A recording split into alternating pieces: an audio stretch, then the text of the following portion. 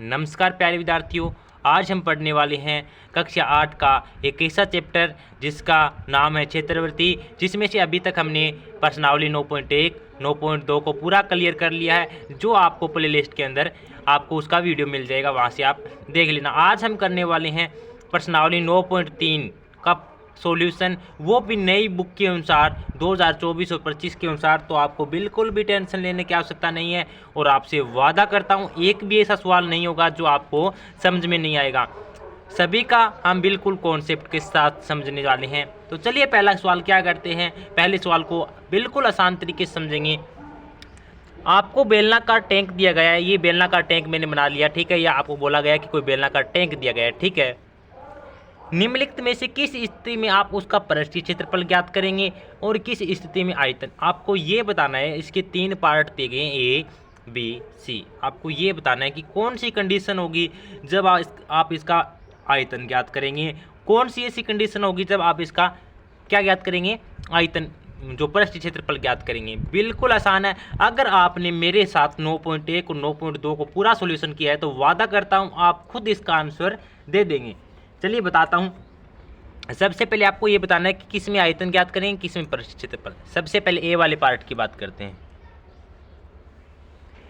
यह ज्ञात करने के लिए कि इसमें कितना पानी रखा जा सकता है, आपको सबसे पहले ये बताना है कि यह ज्ञात करने के लिए इसमें कितना पानी रखा जाता है। इसके लिए क्या ज्ञात करेंगे, कैसे पता चलेगा कि ये कोई बेलन है, कि इसमें अगर हम कितना पानी रखा है वो पृष्ठीय क्षेत्रफल से पता चलेगा या फिर आयतन से पता चलेगा। तो याद रखना, पानी हो या फिर इसका लिक्विड हो, यानी जो इसका एरिया घेर रहा हो, सतह घेर रहा हो, यानी मैं जैसे कि मैंने इसके अंदर पानी डाला, ये पानी भर दिया, ये इसको एरिया घेर रहा है जो लिक्विड है, ठीक है। तो वो क्या है, वहाँ पर हम हमेशा याद रखना, चाहे वो पानी हो चाहे तेल हो, अगर कोई भी चीज़ हो तो उसके लिए हमेशा आपको पता है कि हम क्या ज्ञात करते हैं, आयतन ज्ञात करते हैं। तो आयतन ज्ञात करेंगे। इसी तरीके से बी वाले के लिए बताना आपको, इसका प्लास्टर करने के लिए वांछित सीमेंट की बोरियां। प्लास्टर क्या करना है, प्लास्टर यानी जो इसका बाहर का आपको पेंट करना है, इसके चारों ओर पेंट करते हैं। तो आपको पता है कि हमने पीछे भी क्वेश्चन में किया था, अगर हम पेंट करते हैं तो इसकी क्या निकालते हैं, इसकी सतह का क्षेत्रफल निकालते हैं, एरिया निकालते हैं। और हमें कैसे पता चलेगा कि इसके अंदर कितने सीमेंट की बोरियों की आवश्यकता होगी, तो हमें इसके पृष्ठीय क्षेत्रफल निकालने ही पता चलेगी। तो इसके अंदर हमें क्या निकालना होता है, यह पता करने के लिए कि कितने सीमेंट की बोरियां लगती है, इसके लिए हमें आपको पता है कि पृष्ठीय क्षेत्रफल निकालना पड़ता है। क्या निकालना पड़ता है,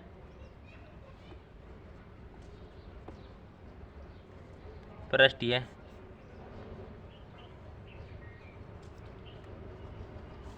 क्षेत्रफल निकालना पड़ता है, ठीक है।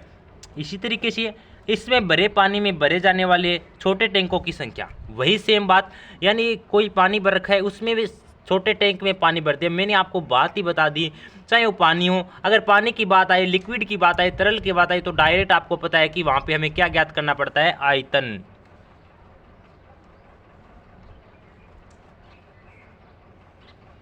तो क्या आगा, आयतन, ठीक है। इस प्रकार आपको ये बताना था, इसमें आयतन ज्ञात करेंगे, इसमें पृष्ठीय क्षेत्रफल, इसमें आयतन। ये आपका क्वेश्चन वाला ये देख रहा था, क्या आपको वास्तव में पता है कि कौन सी कंडीशन में किस चीज़ का फाइंड करते हैं, ज्ञात करते हैं। बिल्कुल आसान था। आई होप कि आप समझ गई होंगी। चलिए चलते हैं क्वेश्चन नंबर 2 पर, उसका भरपूर तरीके से आनंद उठाते हैं और समझते हैं उसको। तो प्यारे विद्यार्थियों, क्वेश्चन नंबर 2 क्या है, थोड़ा आसान क्वेश्चन है, थोड़ा लेंथी जरूर है, ध्यान से समझना, बिल्कुल आसान है। देखिए, बेलन ए का व्यास दिया है 7 सेंटीमीटर है और 14 सेंटीमीटर है। क्या दिया गया, 14 सेंटीमीटर। बेलन बी का व्यास 14 सेंटीमीटर है और इसकी ऊंचाई है 7 सेंटीमीटर। ये ऊंचाई दी हुई है, ठीक है, 14 सेंटीमीटर है। परिकलन किए बिना बता सकते, देखिए बिना कोई क्षेत्रफल ज्ञात करे, बिना कोई, हमें सिर्फ डायरेक्ट आंखों से देखकर ये बताना है कि इन दोनों में से किसका आयतन अधिक है। यानी अगर इन दोनों में से अगर हम कोई चीज़ भरें, जैसे कि पानी या फिर कोई चीज़ भरें, तो इसमें से किस में अधिक आएगा, किसका आयतन अधिक होगा, ये बताना है। तो देखिए, मैंने बनाने को तो दोनों गलत बना दिए, क्योंकि ये बड़ा बना दिया।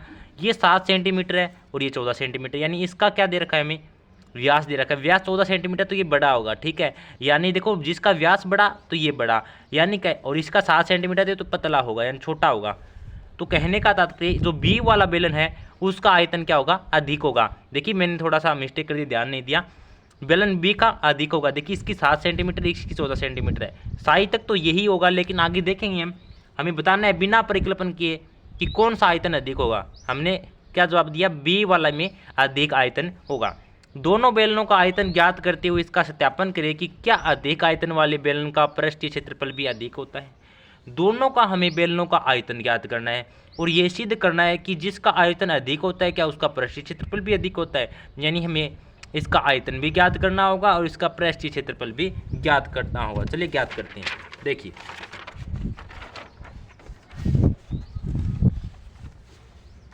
समझिए,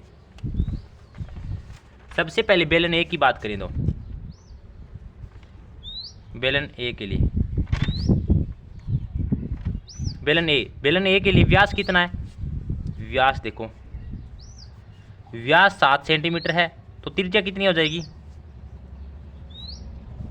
त्रिज्या आपको पता है 7/2, क्योंकि व्यास की आधी होती है त्रिज्या। फिर देखो 14 सेंटीमीटर इसकी ऊंचाई, यानी एच का मान दिया है 14 सेंटीमीटर। और हमें क्या निकालना है, बेलन का पृष्ठीय क्षेत्रफल निकालना है, पहले आयतन निकालना है ना।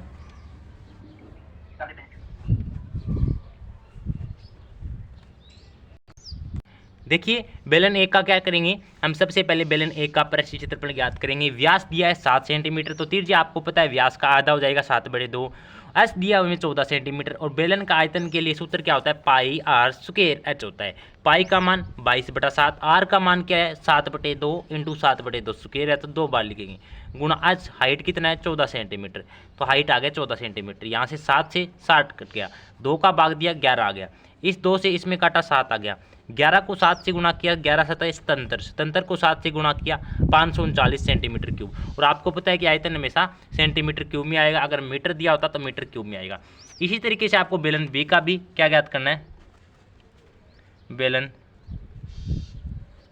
बी का आयतन निकालना है, बेलन बी का आयतन। बी का आयतन कैसे निकालेंगे, देखो बेलन बी के लिए क्या क्या दिया है, बेलन बी के लिए व्यास दिए 14 सेंटीमीटर और ऊंचाई दी है 7 सेंटीमीटर। व्यास 14 सेंटीमीटर है, तो त्रिज्या कितनी हो जाएगी, व्यास का आधा तो त्रिज्या होती है हम जानते हैं, तो त्रिज्या कितनी हो जाएगी 7, और ऊंचाई कितनी दे रखी है हमें, ऊंचाई दे रखी है इसमें 7 सेंटीमीटर। चलिए वही formula, pi r square h, pi का मान 22/7 गुणा आर का मान क्या था 7 गुणा 7, क्योंकि स्क्वायर है तो 2 बार लिखेंगे, एच हाइट का मान 7, 7 से 7 कट गया, यहाँ पे क्या बचा 7 7 49, यानी 22 को 49 से गुणा करना है, क्या आएगा 1078 सेंटीमीटर क्यूब आ जाएगा। 1078 सेंटीमीटर क्यूब क्या आ गया, बेलन बी का आयतन आ गया। हमने बेलन ए का आयतन निकाला, बेलन बी का आयतन निकाला, अब हमें बेलन ए का और बेलन बी का पृष्ठीय क्षेत्रफल भी निकालना है। तो चलिए निकालते हैं बेलन ए का पृष्ठीय क्षेत्रफल। बेलन ए का पृष्ठीय क्षेत्रफल निकालेंगे। बेलन ए देखो हमारे पास कहाँ पे है, बेलन ए ये रहा। अब देखिए बेलन ए के लिए नीचे वाले का व्यास दिया गया है, इसकी ऊंचाई दी गई है, लेकिन ऊपर वाला इसका वर्त है उसका न तो हमें व्यास दिया गया है, हमने तो देखिए बना दिया, नीचे वाले का तो मान दिया गया है लेकिन ऊपर वाले का मान नहीं दिया गया है, तो इसके लिए हमें फार्मूला भी अलग से बनाना होगा। देखिए वैसे तो फार्मूला क्या होता है, अगर हम बात करें तो फार्मूला क्या होता है 2πr × r + h होता है, ठीक है। लेकिन अब हमें ऊपर वाले वर्त का क्षेत्रफल नहीं दिया गया है, सिर्फ नीचे वाले जो वर्त का है उसका व्यास दिया गया है, तो नीचे वाले का निकाल लिया। तो कैसे ज्ञात करेंगे, इसके लिए आपको फार्मूला थोड़ा सा ध्यान रखना होगा। अगर आपको ऊपर वाला नहीं दिया गया है तो नीचे वाले के लिए क्या हो जाएगा, डायरेक्ट मैं फार्मूला लिख रहा हूँ πr, अगर आपको इस प्रकार दिया हो ना, एक साइड दिया हो तो ये फार्मूला लगा देना, ठीक है, πr r + 2h। देखिए कैसे आया समझिए।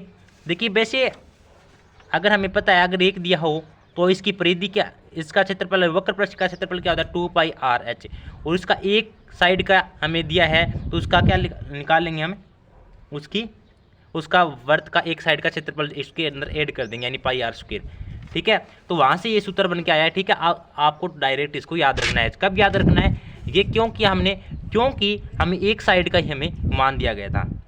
तो देखिए पाई का मान क्या है, चलिए रखते हैं, पाई का मान 22/7 गुणा आर का मान क्या दिया गया, आर त्रिज्या पहले वाले के लिए ज्ञात कर रहे हैं, त्रिज्या कितनी है 7/2, ब्रैकेट में r का मान 7/2 प्लस 2 गुणा h का मान कितना है, h हाइट कितनी दे रखी है 14 सेंटीमीटर। इसको हल करो, 7 से 7 कट गया, 2 का भाग दिया 11 आ गया। इसको हल करो, 14 दूनी 28, 28 और 7/2 देखिए ये आ जाता है हमारे पास 11, इधर बचता है 11 गुणा इधर बचता है 7/2 प्लस 14 दूनी 28। इसको हल करेंगे तो क्या आएगा, 7 में 2 का भाग दो 3.5 आ जाएगा, 3.5 जोड़ दो 28 के अंदर, 7/2 का मतलब क्या होता है 3.5, तो 3.5 जोड़ेंगे 28 के अंदर तो कितना होगा 31.5। देखिए ये 11 गुणा 31.5, अभी 11 को 31.5 से गुणा करो क्या आएगा 346.5 सेंटीमीटर स्क्वायर आ जाएगा। आपको पता है कि क्षेत्रफल हमेशा सेंटीमीटर स्क्वायर या मीटर स्क्वायर में ही आता है। इसी तरीके से हम बेलन बी का भी निकालेंगे। बी के लिए क्या निकालेंगे, पृष्ठ क्षेत्रफल बी के लिए। तो देखिए बी बेलन के लिए भी सेम वही फार्मूला लगेगा, क्या आएगा पाई आर प्लस 2h। पाई का मान 22/7 गुणा आर का मान, बी के लिए आर का मान क्या है, त्रिज्या क्या है 7 सेंटीमीटर, बी बेलन के लिए 7, आर का मान 7 प्लस 2 गुणा h का मान क्या है, हाइट कितनी है 7 सेंटीमीटर। अब इसको हल करो, 7 से 7 कट गया, 7 दूनी 14 और 7 21, 21 और 22 यानी 22 को 21 से गुणा कर दो, 22 को 21 से गुणा करेंगे क्या आएगा 462 सेंटीमीटर स्क्वायर। अब देखिए बी के लिए आपने पृष्ठ क्षेत्रफल निकाल लिया, बेलन ए के लिए पृष्ठ क्षेत्रफल निकाल लिया। थोड़ा सा क्वेश्चन जरूर लेंथी है लेकिन इसके अंदर आपको बहुत कुछ सीखने का मिलेगा। देखिए सबसे पहले हमें क्या बोला था, क्वेश्चन के अंदर हमें बोला गया था कि बेलन को आपको बिना परिकल्पना के लिए बताना है कि किसके अंदर ज़्यादा आयतन आएगा। हमने बता दिया कि बेलन बी के लिए बेलन बी में अधिक आयतन आएगा। फिर हमें क्या ज्ञात करना था, दोनों बेलनों में ये ज्ञात करना था कि दोनों का हमें आयतन ज्ञात करना था और सत्यापन करना था कि क्या अधिक आयतन वाले बेलन का पृष्ठ क्षेत्रफल भी अधिक होता है। हमें दोनों का आयतन निकालना, दोनों का पृष्ठ क्षेत्रफल निकाल। अब हमें यह बताना है कि क्या अधिक आयतन वाले बेलन का पृष्ठ क्षेत्रफल भी अधिक होता है। तो देखिए हमने बेलन बी का आयतन कितना आया था 1078 सेंटीमीटर क्यूब, बेलन बी का क्षेत्रफल कितना है 462 सेंटीमीटर। बेलन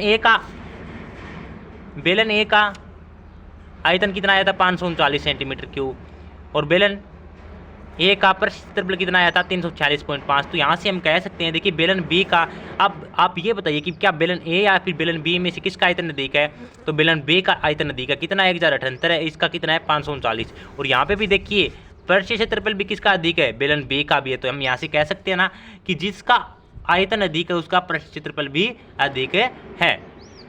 आई होप कि आप समझ गए होंगे। इसके अंदर यही बताना था आपको, बेलन का पृष्ठ क्षेत्रफल, बेलन का आयतन निकालना आना चाहिए। बिल्कुल आसान है, बिल्कुल देखिए थोड़ा स्पीड जरूर था इस क्वेश्चन में, लेकिन बिल्कुल आसान क्वेश्चन है, हम बिल्कुल बारीक से समझते आ रहे हैं। आपको बस इतना याद रखना है कि ये फार्मूला ये क्यों किया हमने, ऐसा इसलिए किया क्योंकि ये देखिए हमारे पास नीचे का मान दिया गया है व्यास का। देखिए मैंने बनाने को तो आपको लगता है कि सर ये नीचे वाला इतना ही तो ऊपर वाला है, लेकिन ऐसा नहीं है।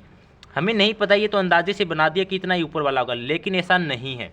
ठीक है, ऊपर वाले का मान नहीं दिया गया, तो हम अलग से एक फार्मूला बनाएंगे। वो कैसे बना, देखिए पाई आर प्लस 2h आ गया। कैसे बना देखिए मैं बताता हूँ। आपको पता है कि बेलन का वक्र पृष्ठ क्षेत्रफल क्या होता है 2 पाई आर एच और परिधि क्या होती है पाई आर स्क्वायर। इसके अंदर ऐड कर देंगे, यहाँ से जो कॉमन आ रहा है वो कॉमन ले लो। क्या कॉमन आ रहा है, क्या कॉमन आ रहा है, पाई आर कॉमन आ रहा है, पाई आर कॉमन ले लिया। यहाँ पे क्या बचा, यहाँ पे सिर्फ आर बचा, फिर यहाँ पे क्या बचा 2h, और ये यहाँ से निकल के आता है फार्मूला। ठीक है, pi r bracket r plus 2h, ये फार्मूला मैंने यहाँ से निकाल के लेके आया पाई आर प्लस। देखिए बेलन का वक्र पृष्ठ क्षेत्रफल क्या होता है 2 पाई आर एच, और एक साइड का उसका क्षेत्रफल, क्योंकि हमें एक साइड का एरिया दिया गया था तो एक साइड का क्षेत्रफल हमने उसके अंदर ऐड कर दिया। इस तरीके से आपको ये फार्मूला याद करना बिल्कुल आसान है, आपको रटना नहीं है, हर एक चीज़ को समझते जाना है। क्या वास्तव में आपको क्वेश्चन नंबर 1 और क्वेश्चन नंबर 2 समझ में आए? अगर आपको वीडियो अच्छी लगी तो प्लीज़ लाइक और कमेंट करके जाना। देखिए आगे के जितने भी क्वेश्चन है नेक्स्ट क्लास के अंदर पूरे सॉल्यूशन करने की कोशिश करेंगे। अगर आपको इस प्रकार हमारी क्लास अच्छी लगती है तो प्लीज़ अपना लाइक और कमेंट करके जाना, और चैनल पर नहीं है तो सब्सक्राइब जरूर कर लेना, दो पास में बेल आइकन उसे भी प्रेस कर लेना ताकि आने वाली सभी वीडियो का नोटिफिकेशन आपको मिल सके और आपकी पढ़ाई है वो रेगुलर चल सके। प्यारे साथियों, लक्ष्य ज़्यादा दूर नहीं है, बस रफ्तार थोड़ी तेज़ करनी है, रफ्तार थोड़ी तेज़ करनी है। आज खामोशी से पढ़कर कल अपनी सफलता की कहानी लिखनी है, कल अपनी सफलता की कहानी लिखनी है। तो देखिए ऐसे ही लगे रहेंगे और लास्ट में हम वादा करता हूँ कि आपको पूरा का पूरा मेथड इसी के यूट्यूब चैनल के अंदर पर करा दूंगा, आपको कहीं अलग जाने की आवश्यकता नहीं है। तो आज के लिए इतना ही, मिलते हैं नेक्स्ट प्रश्नावली 9.3 के नेक्स्ट क्वेश्चनों के साथ। तब तक के लिए जय हिंद, जय भारत।